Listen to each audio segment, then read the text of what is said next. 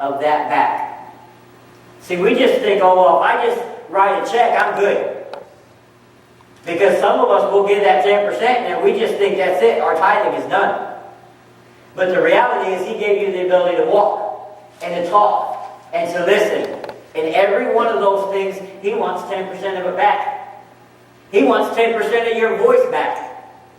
Praise, worship, prayer, Bible reading. If you've got a strong back, He wants 10% of that back. Go and help people at the church.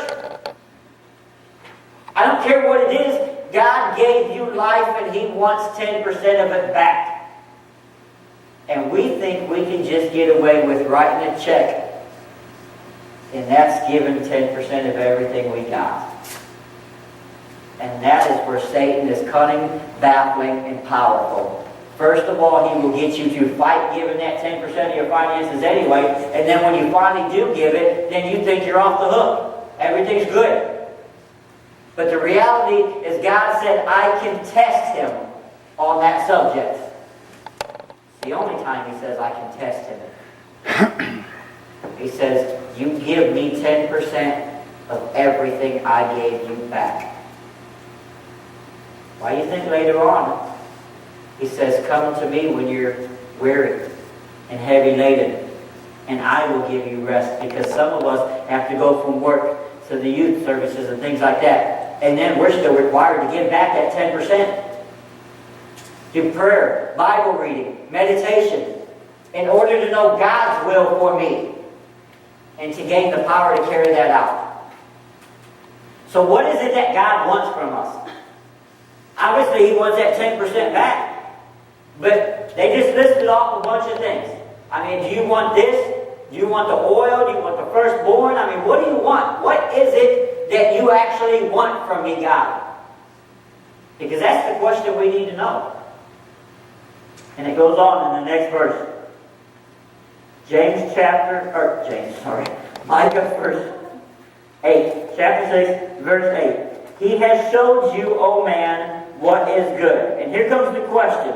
And what does the Lord require of you? Because people wonder sometimes, is the question ever actually asked and answered in the Bible? What does God require of you? Well, it sounds like the question was just asked, plain and simple. What does the Lord require of you? And the answer follows. To act justly. Act. Gee, I can't imagine why actions is right off the bat. To love mercy. Another issue we have problems with. Forgiveness. Showing mercy. And to walk humbly with your God. To act.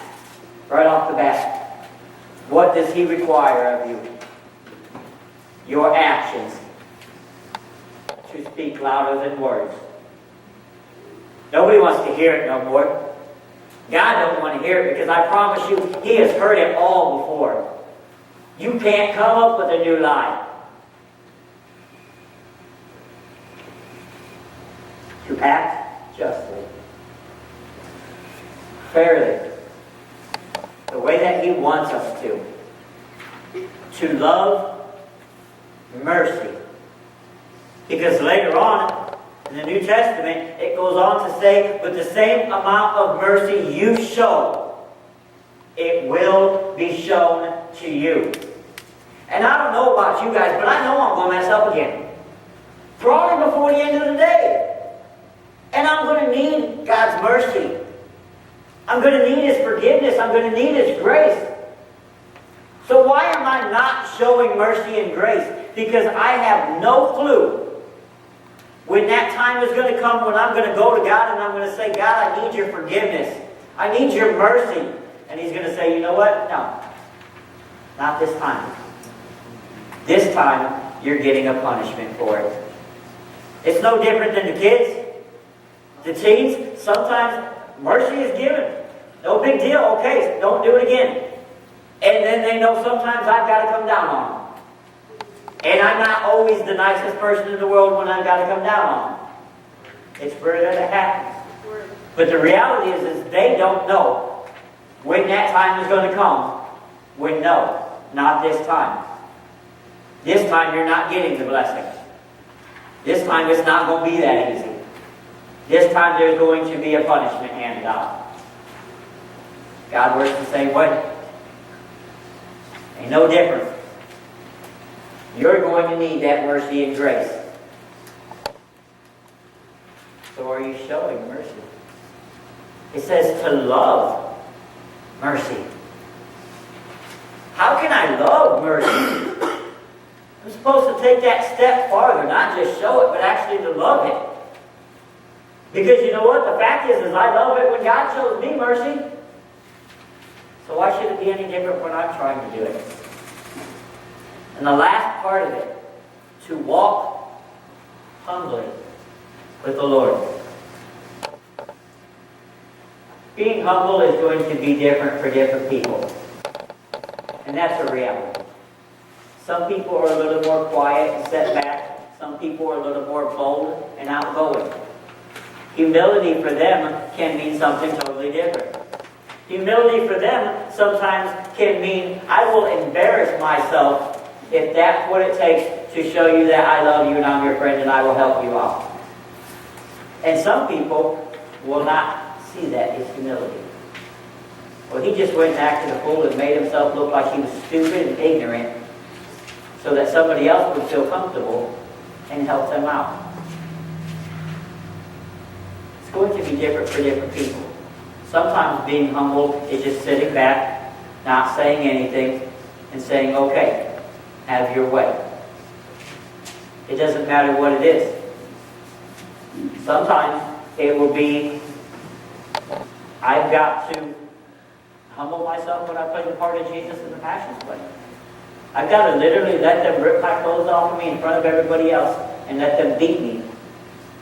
Right in front of everybody with whips and everything else. It's not like it don't hurt.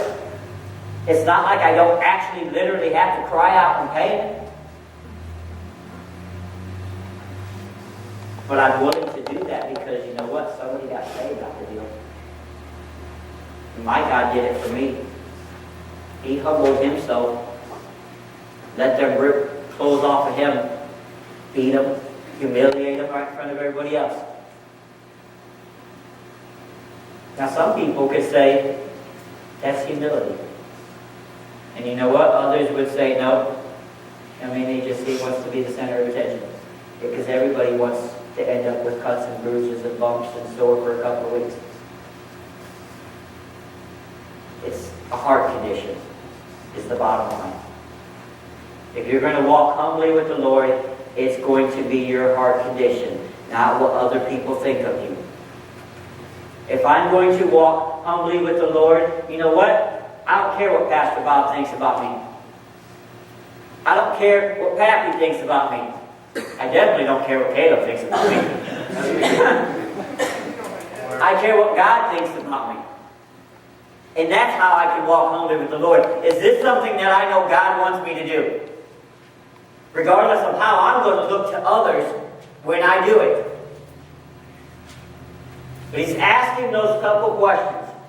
How have I burdened you? Answer me. And the reality is we can't. There is no answer to how God burdened me. But they do ask the question, what does the Lord actually require of me? And in verse 8 he answers it.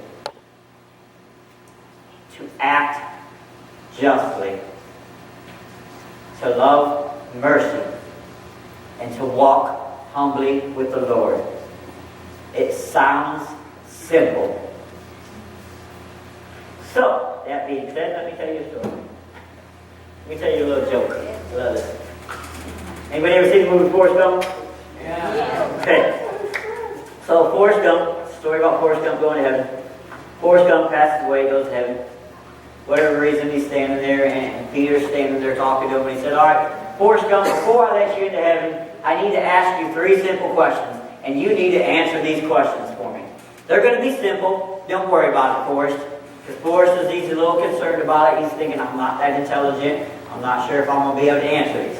And so Peter takes that into consideration. He says, you know what? I'm going to make sure that they're really simple questions. You'll get them right. And so he asked Forrest. He said, all right, Forrest, what's the capital of Ohio?